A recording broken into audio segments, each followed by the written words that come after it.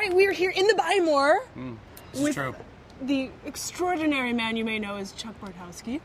The show left us in a very amazingly awesome place, I have to say. It was amazingly The twist of Chuck now being Super Chuck. Uh-huh. Can we call him Super Chuck? Zuba. I like to call him Uba Jug. Yeah, Uba. Well, it's a German thing for all of our peeps out there. We have a lot, in Frankfurt especially. People don't realize.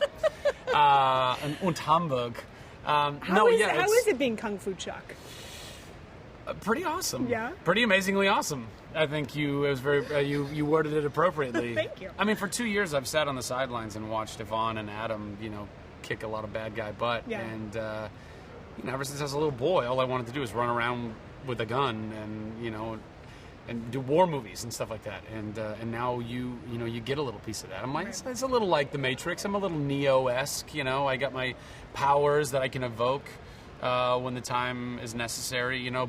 But the new Intersect is not an exact science. It was built for a Bryce Larkin, someone who is a cool, collected, calm agent, who's in control of their emotions, not Chuck Bartowski, who is not in control of his emotions, especially when they pertain to Sarah Walker, Yvonne's character, and the love or lack thereof between the two of us and how that affects me. And so the new Intersect 2.0 kind of, gets a little fritzy sometimes. And sometimes it works, sometimes it doesn't. Sometimes it works and it's kind of in and out when it's working. And so I'm kind of a danger to myself and others. I would imagine that would be very dangerous. And you're not able to flash at certain points, correct? Exactly, Okay. yeah.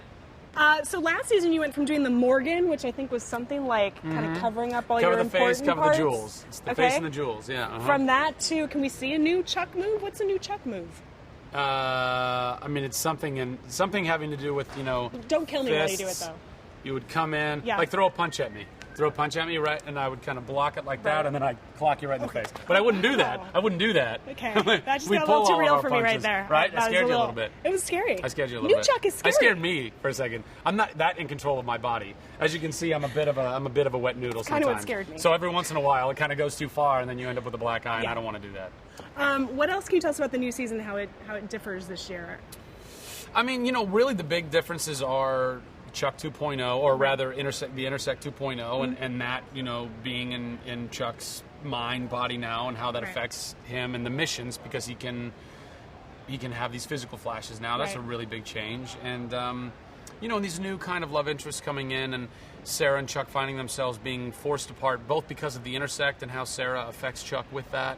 And then also, now that Chuck's becoming a spy, the whole dynamic was that they couldn't really be together because of the spy world. And so now that he wants to and is committing to being a spy, now they really can't be together in that regard. But, I think things will smooth themselves out. Can we talk about Chuck and Sarah, please? Okay, if you really feel like we have to. I'm hearing some rumblings that there are some new love interests coming on this season. We Yeah. have Kristin Crick for you. That's right. And Brandon. I call her Krauk. Kristin Krauk? Krauk. It's Dutch.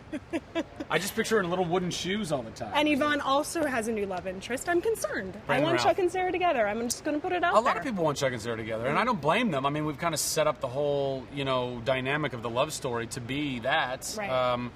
But I think, you got to pace yourself and let that be, if you just give everybody what they want from the get-go, then you leave yourself nowhere to go. Right.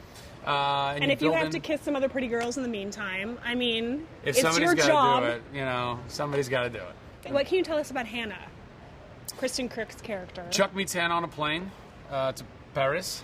Oui, oui. Paris. How romantic. Bicyclette. Autobus. Yeah. Beep. That's like 3 French words I know. That's it. And I learned that from Eddie Izzard stand-up. Anyway, so he meets her on a plane, and I don't know how much I can spoil, but they meet on a plane, and he says, yeah, if you're ever in Burbank, swing by the Buy More, and she does, and because most people who are on their way to Paris do end up going through Burbank at one point. At some point, it is a hub. Stopping by the Buy More. It is a hub. Bob Hope Airport is a major hub. You know what it is? She's on her way to Paris. She's like, I forgot some batteries for my Walkman. Yeah. Where am I going to go? Yeah. Burbank. Buy More. That's Now, kind. I hear you're working with a director today who's just like huge, crazy, wild, egomaniac, difficult to work with. That's what some of the other guys were. Did they tell you it was me? Oh my God. Zach. I like how you feign. so feign. Oh, I didn't embarrassing. realize. It's good, right? Yeah. But all that's true, by the way. I am crazy Nazi. Well, I shouldn't say Nazi. That's not good, right? Egomaniacal. It's all true. I'm an egomaniacal tyrant. Yes. Tyrant works. Tyrant. Yeah, I like that. Yeah, I cracked a whip. How is it It's working? this little whip, though. It's like one of these things. It's more of a feather duster. How is it working with you? Difficult. The actor side of me is just a complete diva. I don't come out of the trailer. I'm knocking on my own door. It's very duplicitous. I'm picturing it like Fight Club. You're just having a Yeah, lot of right. arguments with yourself. Yeah. Huh. Yeah, it is a little bit like that. And to learn by doing is always, I think, kind of the best way to go about it. And I get to crew the whole thing up with all these guys and Right. girls. So it was really exciting and a great learning experience. And I really learned a lot, and I continue to learn a lot. I mean, this is a very big scope, and I'm making it through, but I'm making it through by the grace of God and by the amazing talent that is here and surrounding me and supporting me. So Yeah. it's good. Is this something you want to do more of? Oh, absolutely. Yeah. This season, no, probably not, but certainly in the future, and certainly directing and not having to act at the same Right. time. Although I find it to be a very unique and awesome challenge in and of itself. It's nice these days, like right now. I'm not Chuck right now. I don't have to be Chuck for another couple hours, and it's nice just being able to sit behind the monitors and focus all on that and not have to worry about what my lines are. Now, I also have to ask you about this episode. It's called Chuck versus the Beard. Mm-hmm. Is Chuck gay now? Is that what's happening?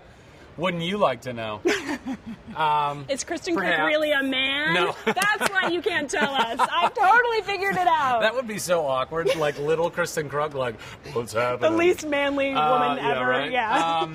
No, it's a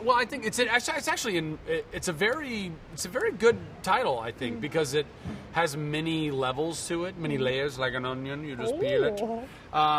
Not the least of which, or subtle, being Morgan. This episode is really a Morgan-heavy episode. Nice. Which is very nice. And Josh Gomez is just such a talented and amazing guy. One of my best friends, and we just hit it off from day one on the show. And You guys like each other? I've a never little gotten bit, that sense. a little bit, yeah, Oh, a little bit. interesting. Okay. Yeah. Good to know. Yeah. Wee bit. Just a wee. Scotch. So that's, so the beard. Right. Chuck versus the beard in that regard, but also the covers that go on, Right. So it's a deep meaning title. Right. Is there a particular reason that it's this episode that you're directing, or it just sort of worked out? In the I scheduling? think it just kind of worked out the way that it worked out. But Okay. if I had to pick one, this is the one I would have picked, Very and cool. not a joke, because of the importance of it, how it will then affect and play out the rest of our season. There's a lot that happens in this episode that's like really poignant, and I'm really, really stoked to have this as my debut episode to direct. Yeah. Well, I know you have just like a couple things you're doing today, other than starring in your show where you're the title character and directing. Yeah. So we should probably let you go. And I have some shopping to do. Yeah, no, feel so- free. Yeah, I most can of the just take boxes are anything, empty, right? so don't get duped by that. Actually, take the Oh. hardware.